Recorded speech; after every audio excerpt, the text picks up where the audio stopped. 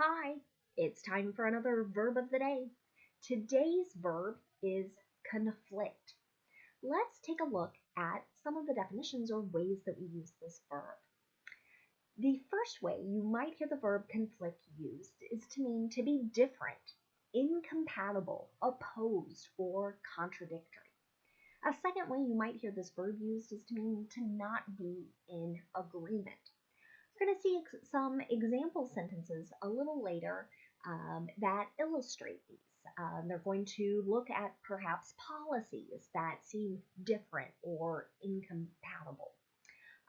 When I think of conflict, something that's been on my mind lately has been connected to emotions.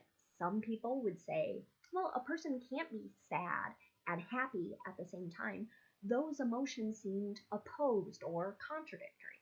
Now, I disagree with that, but we're going to keep this video all about verbs and not delve into that today.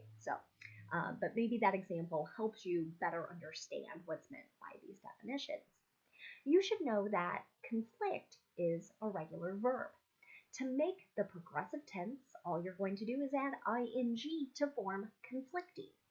The past tense and participle forms of this verb are made by adding ed. The base verb, conflict, ends in a T sound, so our ed ending is going to make an id sound. Conflicted, conflicted. Now, you'll be happy to know I don't have any additional meanings for us to study connected to phrasal verbs, but that will allow us to focus on making some sentences in the simple present and the simple future. We're going to start with the simple present. And you may know that we use this verb tense to talk about our habits and routines. We also use it to describe facts and feelings. And the thing to remember about the simple present is that the form of the verb will change based on our subject. If our subject is I, you, we, or they, we're just going to use the base verb in the affirmative. If the subject is he, she, or it, we need to add an S to the end of the verb for those affirmative sentences. Let's take a look at an example.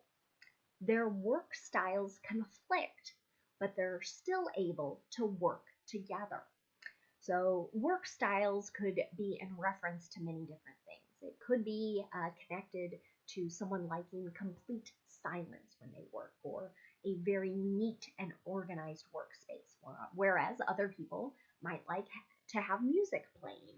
They might have a very messy desk. There are many possible or potential differences here.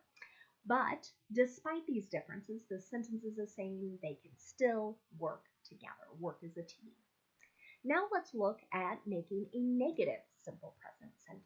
Again, we need to pay attention to our subject. If the subject is I, you, we, or they, we're going to use do not and the base verb, or don't and the base verb to express a negative idea. But if our subject is he, she, or it, we're going to use does not and then the base verb, or doesn't and then the base verb. Notice there's no S on the end of the verb in the negative. Here's another example sentence. The country's vaccination plan doesn't conflict with WHO guidance. So here, WHO stands for World Health Organization. So again, many nations support this international organization for public health, for everyone's well-being. And this sentence is saying one country's plan is not different. It's not opposed or contradictory to the guidance from this international organization. Now let's look at making a yes or no question. To do that in the simple present, we're going to start with do or does, whichever word matches with our subject, and that comes next, and then you'll see the base verb. Here's an example sentence. Do these court rulings conflict? Do they seem opposed? Are they reaching different conclusions? Now let's take a look at the simple future. Today we're going to focus on making sentences with will. Again, this is really common when we're talking about facts. We're making offers or promises. The nice thing about using will in the simple future is that our structure is going to be the same no matter what the subject is. Let's take a look at an example. Jazz Fest will conflict with the art fair in September. So this sentence has two events, and it sounds like these two events are going to be held at the same time. And in a small town, this could be a problem because one event might not get as much attendance, or different sponsors might be unwilling to pay for or give money to two things that are happening at the same time. Now let's look at making a negative simple future sentence. To do this, we can use will not and then the base verb. But more commonly, you're going to hear people use the contraction form, won't, and then the base verb. And you'll see that in the example here. Those two classes won't conflict. I thought of this sentence because many people are busy planning their schedules for next fall in college. And sometimes you have to pay attention. Are these two classes held at the same time, right?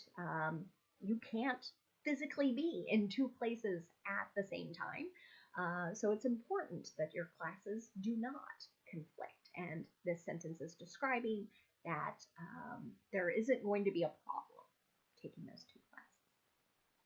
Finally, let's look at making a yes or no question in the simple future. We do this by starting with will, then we have our subject, and then the base verb. This is true no matter what the subject of our sentence is. Here's another example. Will the new local building codes conflict with state building codes? So you may be aware if you work in construction or have ever tried to build anything on your own, there can be local laws, state laws that try and sort of create safe structures for all of this. And this is asking if these two sets of rules are so different that they are opposed or contradictory. Now, let's take a look at a word that's related to our verb of the day. It's the noun form. So we have the exact same spelling, but again, we have a different pronunciation for this noun. So notice, as I've been saying the verb, conflict, I'm putting the stress on the second syllable. When I say the noun, I'm going to put the stress on the first syllable. Conflict. Hope you can hear a little difference there. But just like the verb, the noun can have a couple different meanings too. We're going to look at three of them. Sometimes as people use the noun conflict, they're talking about a battle or a war. Here's an example of that usage in a sentence. The U.S. has been involved in many overseas conflicts. Right? We could put the word wars there. It would have the same meaning. A second way to use the noun conflict is to refer to the opposition of persons or forces, and that creates drama or dramatic action in something like a play or a fictional story. So this noun gets used a lot in literature classes, drama classes.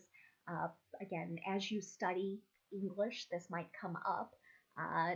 You might see this noun used in a high school equivalency or GED question. And that's going to be my example here. What is the central conflict in this story?